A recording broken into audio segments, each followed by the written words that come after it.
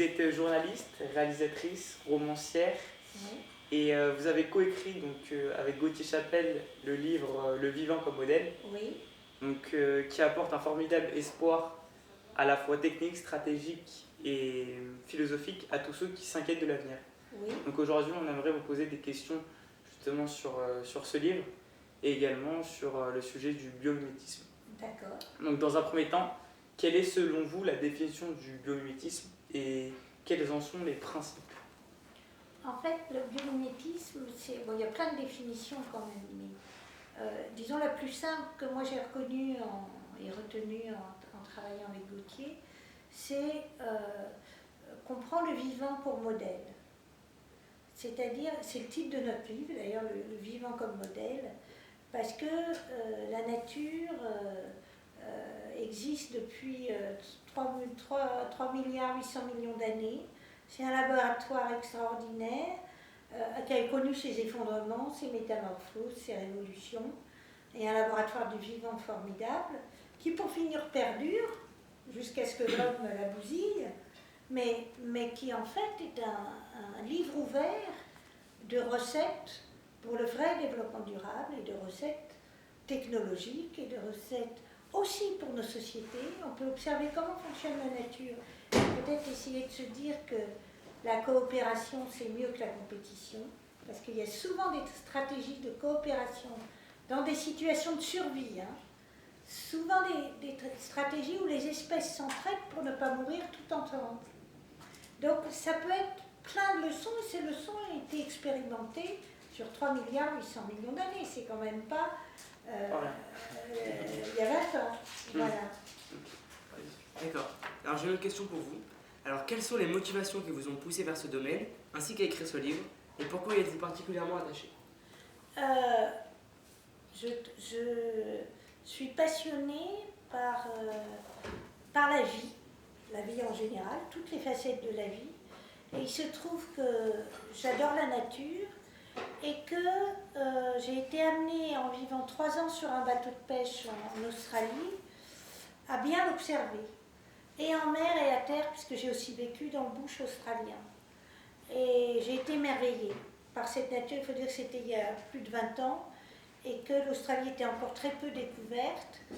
Et j'ai vu la nature et les interactions dans la nature entre les animaux, plantes animaux, avec les êtres humains, etc.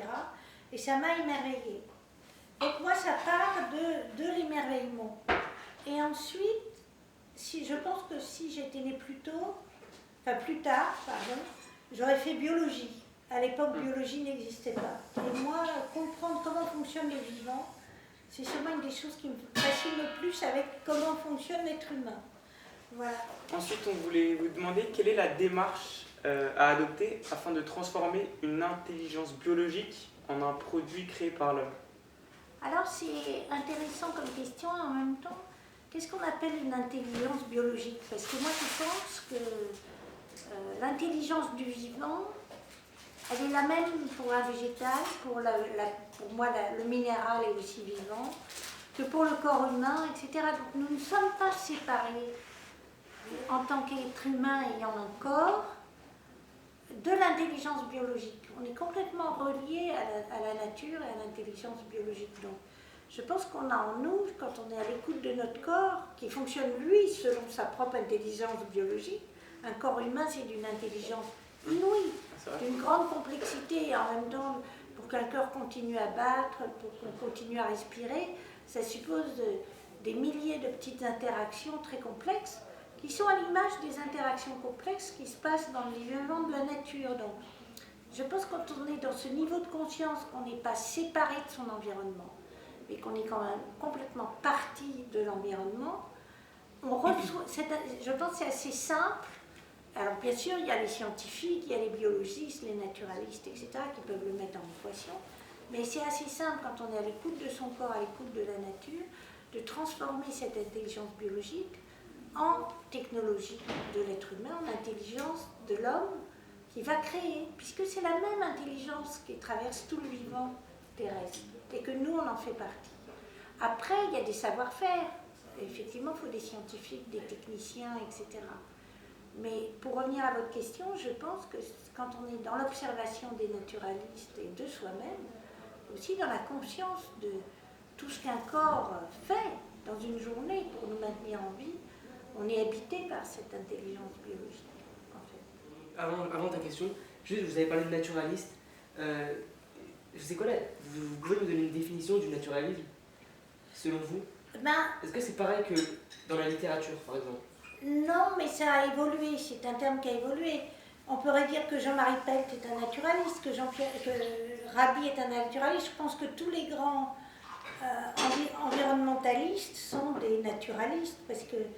Et d'ailleurs, Janine Binius, qui a écrit le premier livre sur le biomimétisme, il y a exactement 20 ans, était avant tout une naturaliste, c'est-à-dire qu'elle vivait dans le Montana et que tout autour d'elle, elle regardait le fonctionnement d'une prairie et qu'elle a été émerveillée par le fonctionnement de cette prairie. D'ailleurs, nous, 15 ans après, on a eu la joie de découvrir un film qui s'appelait Microcosmos et qui nous expliquait comment fonctionne une prairie, les interactions entre les fleurs, les insectes, les animaux, l'humus, etc. Donc elle vivait en pleine nature et c'est en observant la nature qu'elle a découvert les lois visibles et invisibles de la nature. Donc le naturaliste, c'est avant tout un observateur, c'est pas du tout quelqu'un. Alors il y a botaniste, voilà. Après il y a toutes les déclinaisons du naturaliste, mais on pourrait dire, si on veut arriver au sens de ce mot, que le naturaliste est celui qui sait observer la nature et rentrer en empathie avec la nature pour comprendre son fonctionnement. D'accord, merci. Alors, pouvez-vous nous donner un exemple de type de problème que l'on peut résoudre par biomimétisme? Eh bien, il y a par exemple le premier qui était la feuille de lotus. Ouais. Pour imperméabiliser les choses, ouais. on s'est aperçu que c'était totalement imperméable, Hydrophobe. et notamment pour laquer les peintures. Voilà, il y a des choses, disons les choses les plus accessibles, comme l'histoire du train, où en observant le bec d'un martin pêcheur, c'est très intéressant l'histoire du train, même si elle est reprise tout le temps. On s'aperçoit que le martin pêcheur il peut passer en piqué de l'air à l'eau à une vitesse colossale, sans s'abîmer lui-même et sans qu'il y ait vraiment un grand frottement. Donc il fallait ça pour les trains à grande vitesse.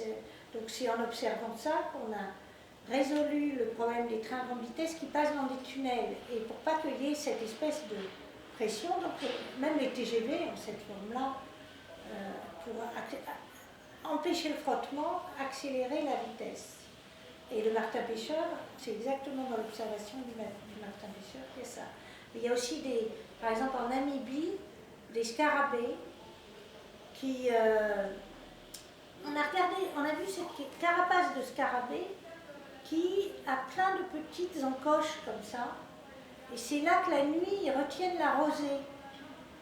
Donc, pour retenir la rosée dans les zones très sèches, la rosée du matin, puisque même dans les zones très sèches, il peut y avoir de la rosée, à cause de la différence de température entre la nuit et le jour, on a fait des filets qui ressemblaient à la carapace des scarabées de Namibie. D'ailleurs, ça rejoint un peu le système de l'escaffolding sur le principe des termitières. Oui, alors là c'est autre chose, parce que c'est la construction intérieure, etc. Mais là, c'est pour garder la température ambiante à l'intérieur, et les scarabées, c'est pour garder l'humidité, plus que la température, l'humidité, dans les zones désertiques.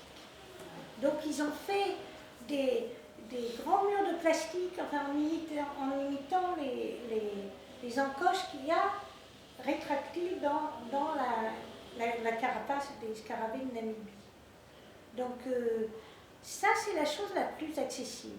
Ça s'appelle du biomimétisme de forme. On aimerait savoir si vous auriez des références historiques et culturelles où l'homme s'inspire de la nature. Moi, je pense que les peuples premiers, les peuples qu'on appelle les peuples racines, ils s'inspirent toujours de la nature et de la construction de leur maison ou de leur hutte, et dans leur mode de vie respectueux de la nature. Par exemple, moi j'ai très bien connu les aborigènes. Ils ne tuent pas une femelle qui est enceinte. C'est-à-dire qu'ils ont ils savent que quand ils vont revenir l'année d'après, ils auront besoin du petit ils pourront tuer la mère quand on aura fini d'enfanter. Mais ils ont un respect de la nature parce qu'ils ont un respect de leur propre survie.